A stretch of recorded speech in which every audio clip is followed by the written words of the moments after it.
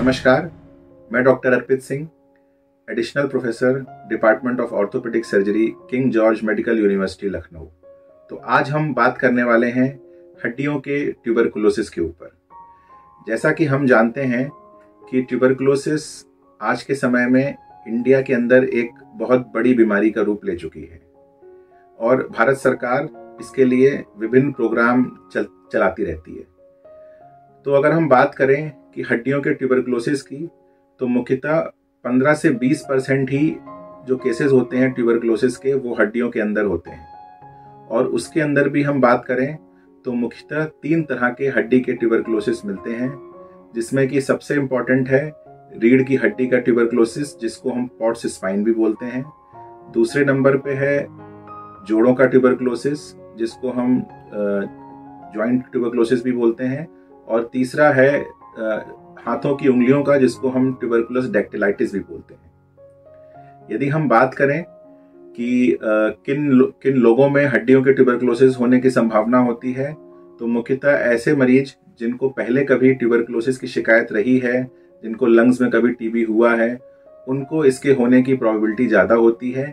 या फिर ऐसे मरीजों के घर वाले जो कि उन्हीं के आसपास कांटेक्ट में रहते हैं, उनको भी ट्यूबरकुलोसिस होने की संभावना बढ़ जाती है। इस ट्यूबरकुलोसिस को पहचानने का सबसे अच्छा तरीका है कि हमें रोगियों की जो सिम्टम होते हैं उस पर ध्यान देना होता है। जैसे कि रीढ़ की हड्डी का जो ट्यूबरकुलोसिस होता है, उन मरीजों में मुख्यतः लंबे समय से कमर का दर्द होना और पैरों में चलने में दिक्कत होना और इवन लकवा भी मारने की शिकायत देखने में मिलती है। तो ऐसे मरीजों में हमें देर नहीं करनी चाहिए, तुरंत ही उनकी सावधानी पूर्वक जांच करवानी चाहिए और जो भी इलाज फिर है, चाहे जैसे दवाइयाँ हैं या फिर सर्जरी है, वो इत्यादि किया जाता है।